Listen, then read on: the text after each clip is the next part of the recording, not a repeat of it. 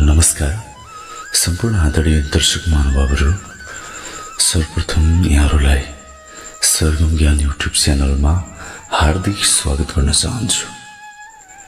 म एउटा सिक्दै गरेको विद्यार्थी, विगत लामो समयदेखि आफूलाई नयाँ कुरा सिक्न अनि सिकाउनको लागि जीवन समर्पित गर्ने कोसिस गरिरहेको छु।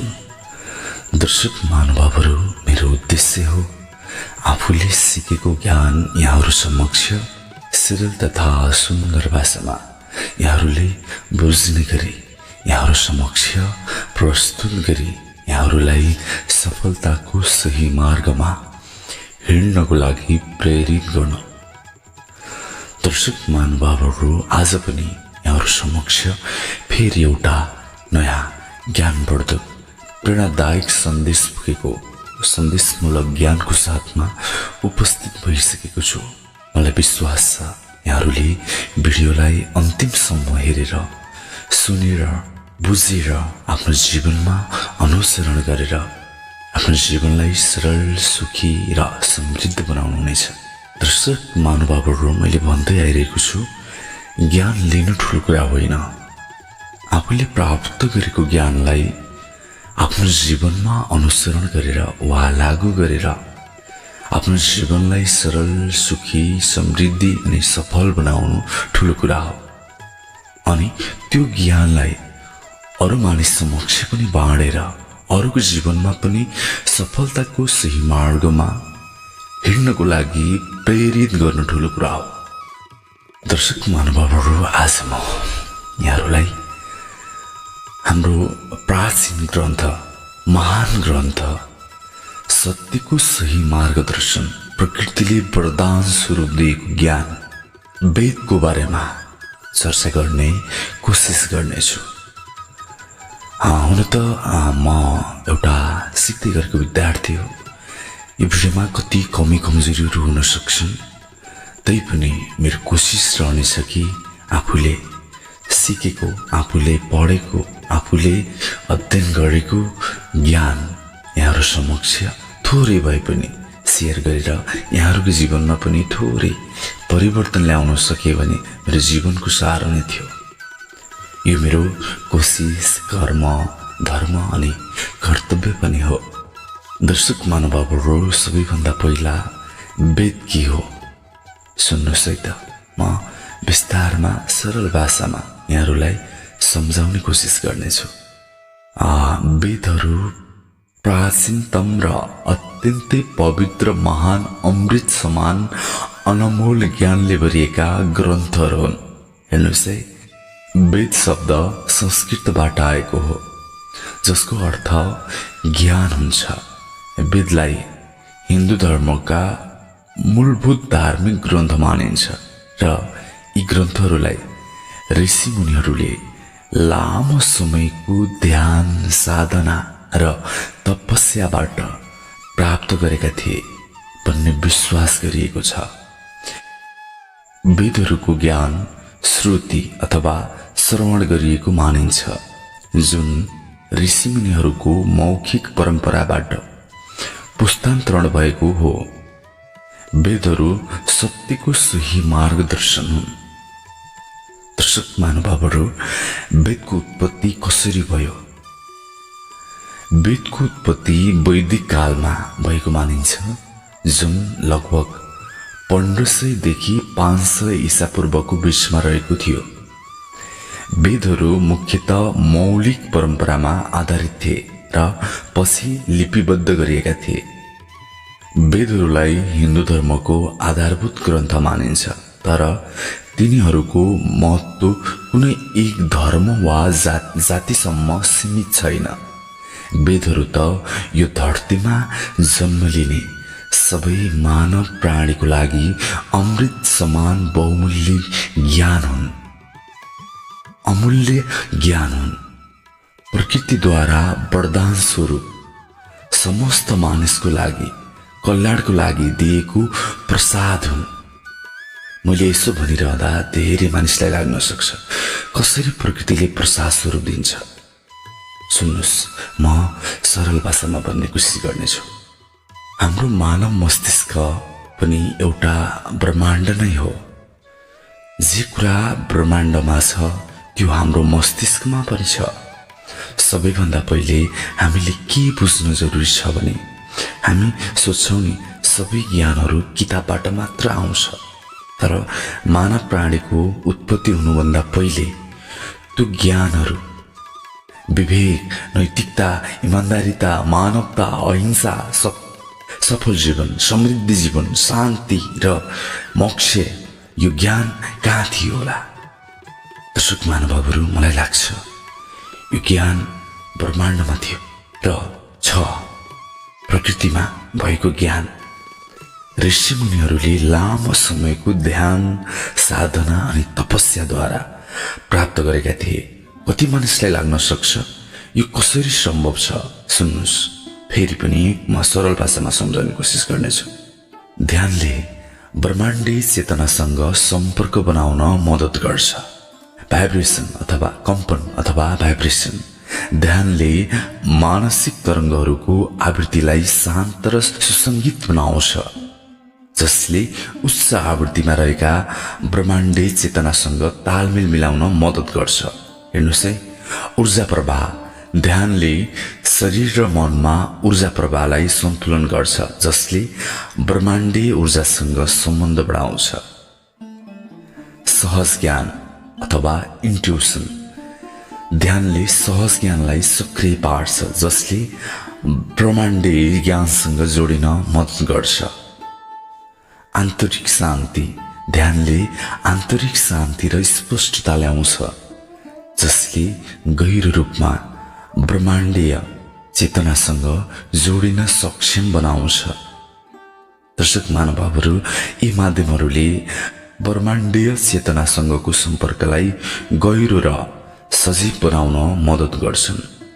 दर्शक महानुभावहरू, वेदहरूलाई विशेष गरी 4 भागमा विभाजन गरिएको छ।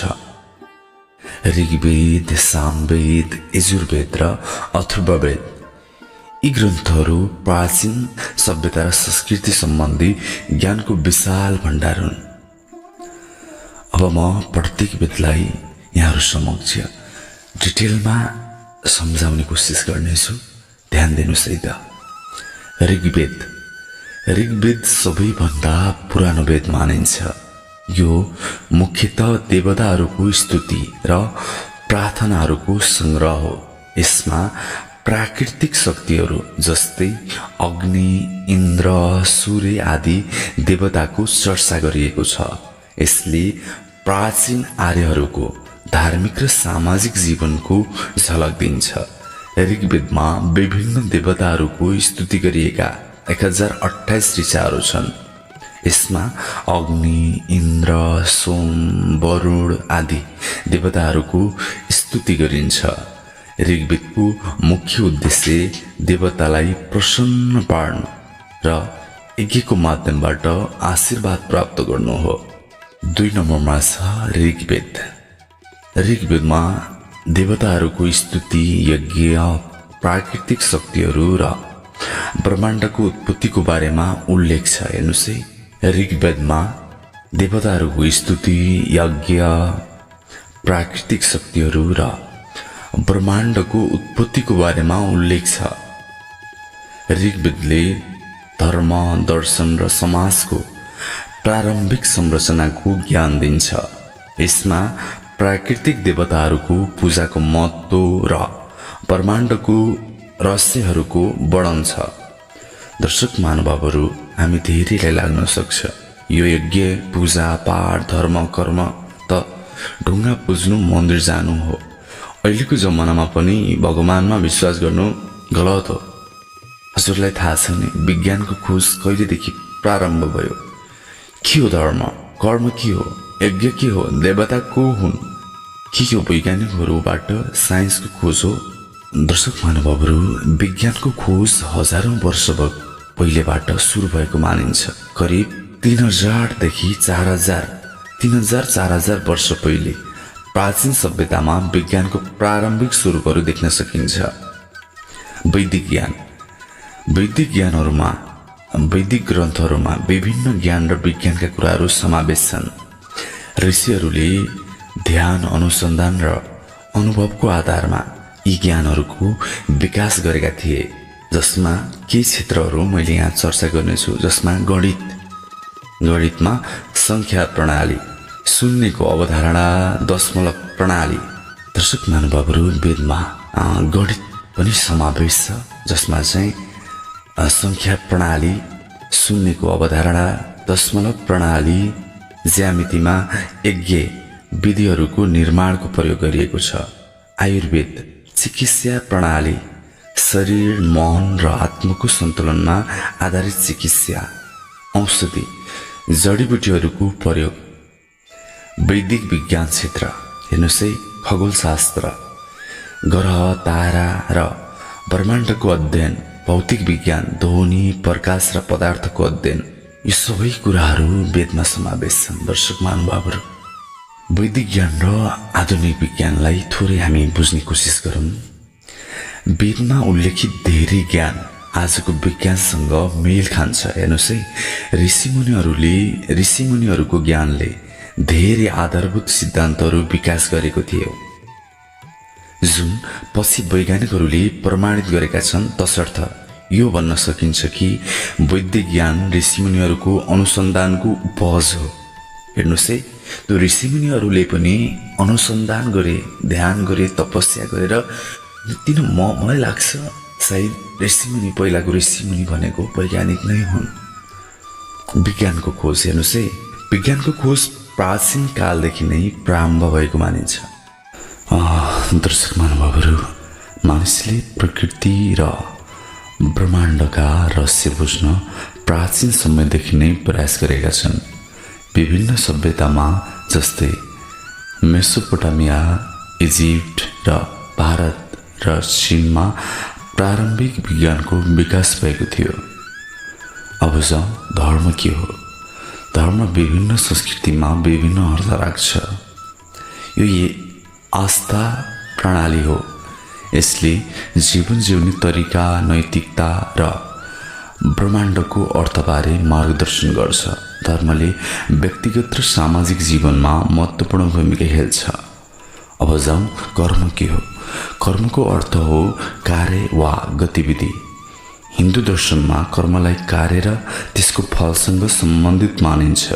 यो सिद्धान्तले भन्छ कि हरेक क्रियाको फल अवश्य प्राप्त हुन्छ। यसले भविष्यको जीवनलाई प्रभाव पार्छ। यज्ञ के हो?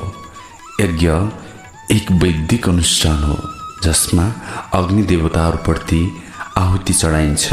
यो धार्मिक अनुष्ठानले देवताहरूसँग सम्बन्ध स्थापित गर्न र जीवनमा समृद्धि ल्याउन मद्दत गर्छ। अब देवता को हुन्? देवता धर्ममा पूजनीय शक्तिहरू हुन्। देवता धर्ममा पूजनीय शक्तिहरू हुन् जसले ब्रह्माण्डको विभिन्न पक्षहरूको प्रतिनिधित्व गर्छन्। हिन्दू धर्ममा विभिन्न देवताहरू छन्, जस्तै ब्रह्मा, विष्णु, महेश्वर आदि। दर्शक महानुभावहरू, मलाई लाग्छ यो वैदिक प्राचीन ग्रन्थहरूमा ब्रह्मा, विष्णु, महेशको अर्थ आधुनिक विज्ञानको एटम अथवा प्रोटोन, न्युट्रोन, इलेक्ट्रोन हो। यो कुरा गहिरो छ, तपाईँ पनि यसमा खोज गर्नुहोस्। अर्को नम्बरमा सामवेद। सामवेदलाई सङ्गीतको वेद पनि भनिन्छ। यसको मुख्य उद्देश्य सङ्गीत र मन्त्रद्वारा देवताहरूको आराधना गर्नु हो। यसमा ऋग्वेदका धेरै मन्त्रहरू सामगानको रूपमा पुनः प्रस्तुत गरिएका छन्। यसले यज्ञको समयमा गाइने गीतहरूको महत्त्व दर्शाउँछ। यसले सङ्गीत र मन्त्रको शक्ति, यज्ञमा सङ्गीतको प्रयोग र आध्यात्मिक उन्नतिको महत्त्वलाई उजागर गर्छ। अर्को नम्बरमा छ यजुर्वेद। यजुर्वेद मुख्यतः यज्ञ विधिहरूको बारेमा छ। यसमा यज्ञको समयमा के कसरी मन्त्रहरू उच्चारण गर्ने भन्ने विषयमा निर्देशनहरू छन्। यसले कर्मकाण्ड र अनुष्ठानहरूको वैज्ञानिक पक्षलाई उजागर गर्छ। यसले यज्ञको महत्त्व, धर्मकर्मको विधि र सामाजिक धार्मिक कर्तव्यहरूको ज्ञान प्रदान गर्छ। अर्को नम्बरमा अथर्ववेद। अथर्ववेदलाई जादु, टोना र औषधिको वेद पनि भनिन्छ। यसमा विभिन्न रोगहरूको उपचार, समस्याको समाधानका उपायहरू र सामाजिक जीवनसँग सम्बन्धित विषयवस्तुहरू समेटिएका छन्। यो धेरै हदसम्म व्यावहारिक जीवनसँग सम्बन्धित छ। अथर्ववेदमा दैनिक जीवनसँग सम्बन्धित विषयहरू जस्तै स्वास्थ्य, औषधि र ज्योतिषका मन्त्रहरू छन्। यसले औषधीय ज्ञान, रोगहरूको उपचार र सामाजिक कल्याणका विधिहरूको जानकारी दिन्छ। साथै यसमा तान्त्रिक विधाहरूको पनि वर्णन गरिएको छ। दर्शक महानुभावहरू, म वेदको महत्त्वलाई यहाँहरू समक्ष सरल भाषामा राख्ने कोसिस गर्नेछु। ज्ञानको स्रोत। वेदहरूमा विज्ञान, गणित, खगोल विज्ञान र चिकित्सा विज्ञान जस्ता विभिन्न विषयहरूका ज्ञानका अद्भुत मोतीहरू छन्। हेर्नुहोस् है, ज्ञानको स्रोत। वेद एउटा ज्ञानको स्रोत हो। वेदहरूमा विज्ञान, गणित, खगोल विज्ञान र चिकित्सा विज्ञान जस्ता विभिन्न विषयहरूमा ज्ञानका अद्भुत मोतीहरू छन्। आध्यात्मिक मार्गदर्शन छ। वेदहरूले आत्मा, ब्रह्माण्ड र परमात्माको सम्बन्ध गहिरो अन्तर्दृष्टि प्रदान गर्छ। सांस्कृतिक र सामाजिक जीवन। यसले प्राचीन सभ्यता, संस्कृति, समाजको संरचना, जीवनशैली र संस्कृतिको बारेमा जानकारी दिन्छ। वैज्ञानिक दृष्टिकोण। वेदहरूमा प्रकृति र ब्रह्माण्डका नियमहरूको विश्लेषण गरिएको छ। यसले आधुनिक विज्ञानलाई पनि प्रेरणा दिन्छ। दर्शक महानुभावहरू, वेदहरू कुनै धर्म वा जातिसँग सीमित छैनन्। यी मानव सभ्यताका लागि ज्ञानको अमूल्य स्रोतहरू हुन्।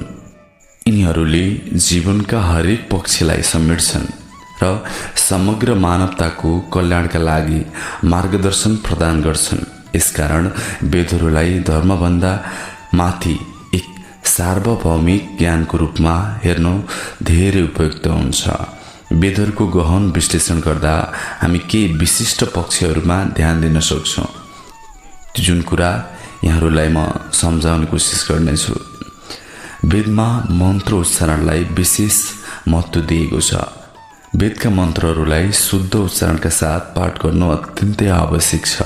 यो विश्वास गरिन्छ कि सही उच्चारणले मात्र मन्त्रको पूर्ण प्रभाव पार्न सकिन्छ। यसले ध्वनि र स्पन्दनको महत्त्वलाई पनि उजागर गर्छ। मन्त्र उच्चारणबाट मानिसलाई धेरै फाइदा हुन्छ भन्ने कुरा विज्ञानले पनि पुष्टि गरिसकेको छ। उदाहरणका लागि हामी गायत्री मन्त्रलाई लिन सकिन्छ। गायत्री मन्त्र एक प्राचीन वैदिक मन्त्र हो, जसलाई साधारणतया बिहान र साँझ जप्ने गरिन्छ। यस मन्त्रको उच्चारण गर्दा विभिन्न वैज्ञानिक लाभहरू प्राप्त हुने कुरा विभिन्न अध्ययनहरूले सङ्केत गरेका छन्। दर्शक महानुभावहरू, केही यस्ता वैज्ञानिक अध्ययनहरूलाई यहाँहरू समक्ष म प्रस्तुत गर्नेछु। मस्तिष्कको शान्ति र एकाग्रता। गायत्री मन्त्रको नियमित जपले मस्तिष्कलाई शान्त राख्न मद्दत गर्छ। यसले ध्यान र एकाग्रताको स्तर बढाउँछ। हेर्नुहोस् है, जसले गर्दा मानसिक स्वास्थ्यमा सुधार आउँछ। श्वास प्रश्वास प्रणालीमा सुधार। मन्त्रको उच्चारण गर्दा गहिरो श्वास प्रश्वासको अभ्यास हुन्छ। यसले फोक्सोको कार्यक्षमता बढाउँछ र श्वास प्रश्वास प्रणालीलाई स्वस्थ राख्छ। तनाव घटाउने। गायत्री मन्त्रको ध्वनि तरङ्गहरूले मस्तिष्कमा सकारात्मक प्रभाव पार्छ, जसले गर्दा तनाव र चिन्ता घटाउन मद्दत गर्छ।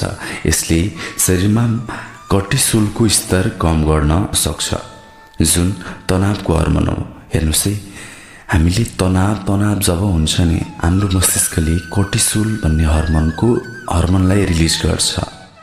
गायत्री मन्त्रको उच्चारणले यो हर्मोनलाई हटाउन मद्दत गर्छ। हेर्नुहोस् त कस्तो महत्त्वपूर्ण छ।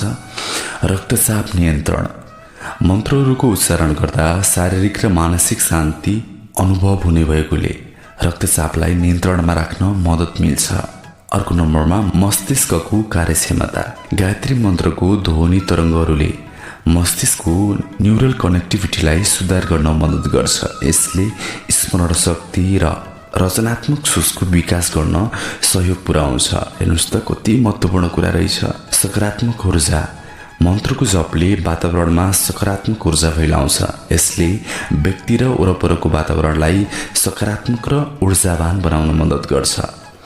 आत्मविश्वास र मानसिक शान्ति हेर्नुहोस् है, नियमित रूपमा गायत्री मन्त्रको उच्चारणले आत्मविश्वास र मानसिक शक्तिको स्तर बढाउँछ। यसले व्यक्तिलाई दैनिक जीवनमा चुनौतीहरूको सामना गर्न सक्षम बनाउँछ।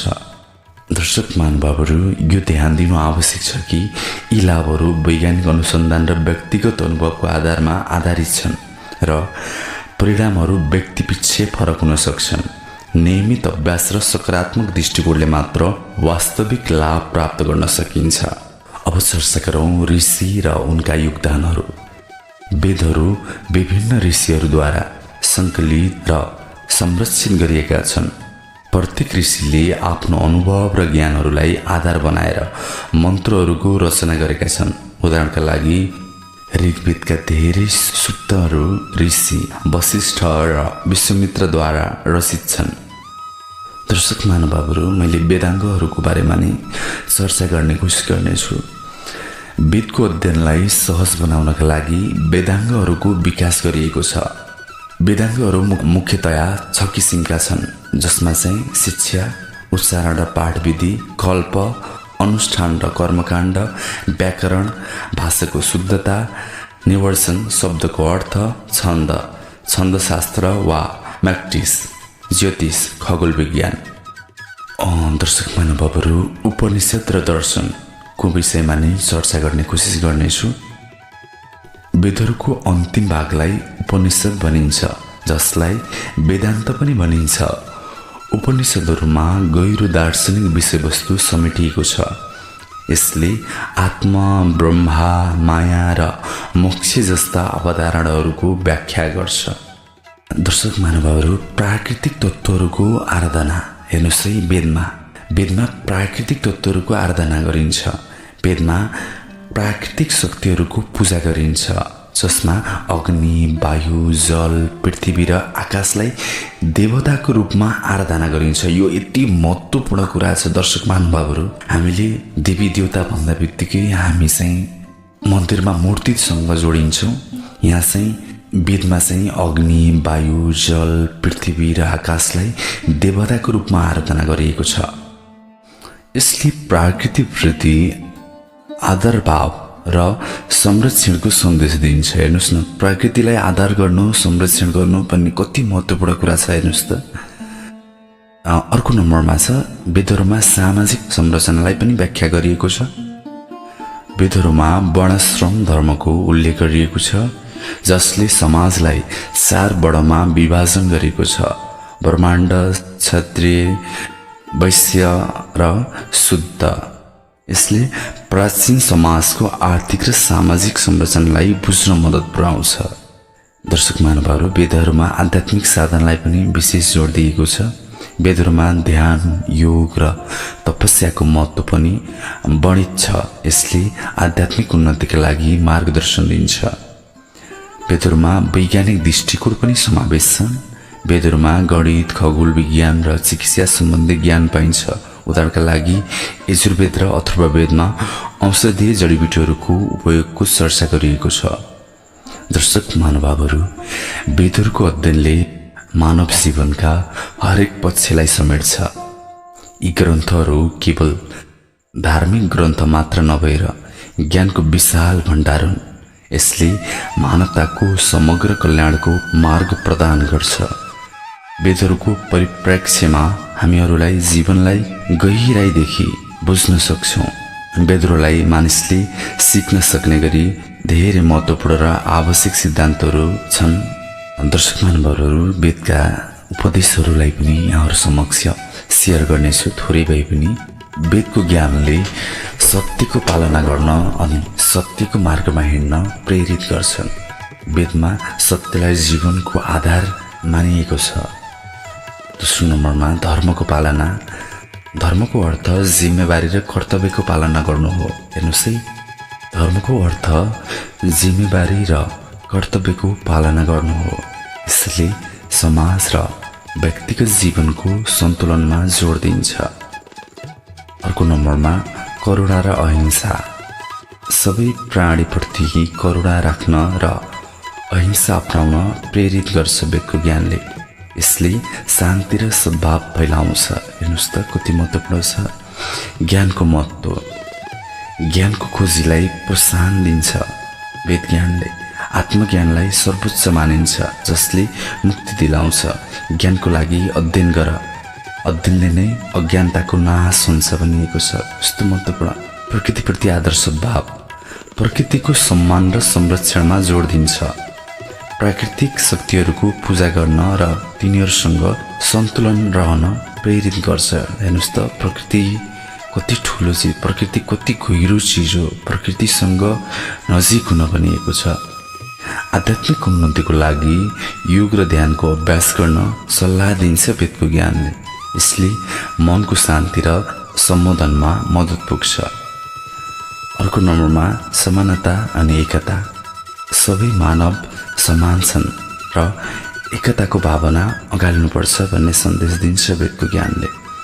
8 नम्बरमा आत्मअनुशासन अथवा सेल्फ डिसिप्लिन। हेर्नुहोस् है, आत्मअनुशासन र संयम जीवनमा आवश्यक छन् भनेर बताउँछ वेदको ज्ञानले। यसले जीवनलाई अनुशासित र मर्यादित बनाउँछ र जीवन जिउन सही मार्गदर्शन प्रदान गर्छ।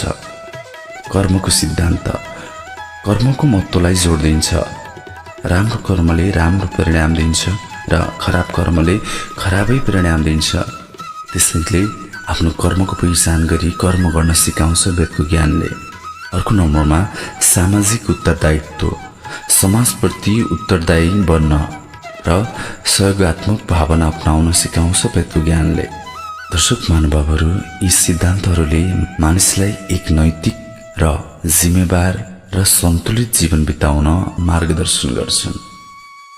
मलाई त लाग्छ वेद एउटा प्रकृतिले हामीलाई समस्त मानव प्राणीको लागि वरदान स्वरूप दिएको अमूल्य ज्ञान हो।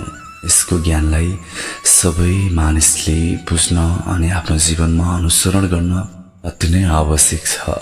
त्यसैले मलाई विश्वास छ यहाँहरूले यो ज्ञानलाई अन्तिमसम्म सुन्नुभएको छ, सुनेर साथ दिनुहुनेछ अनि आफ्नो जीवनमा अनुसरण गरेर आफ्नो जीवनलाई सरल, सुखी अनि खुसी, समृद्धि र सफल बनाउनुहुनेछ।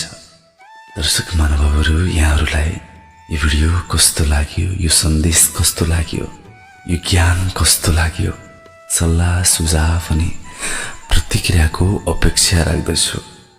आगामी दिनमा पनि यस्तै सन्देशमूलक ज्ञानको साथमा फेरि यहाँहरू समक्ष उपस्थित हुने बाचा गर्दै यो च्यानललाई यहाँहरूको सपोर्टको अति नै आवश्यक छ। मलाई विश्वास छ यहाँहरूले यो भिडियोलाई लाइक, सेयर, सब्सक्राइब गरेर मेरो कामलाई हौसला बढाइदिनु हुनेछ भन्ने विश्वास लिँदै आजलाई यो भिडियोबाट बिदा हुन चाहन्छु। हस्त नमस्कार, शुभ दिन।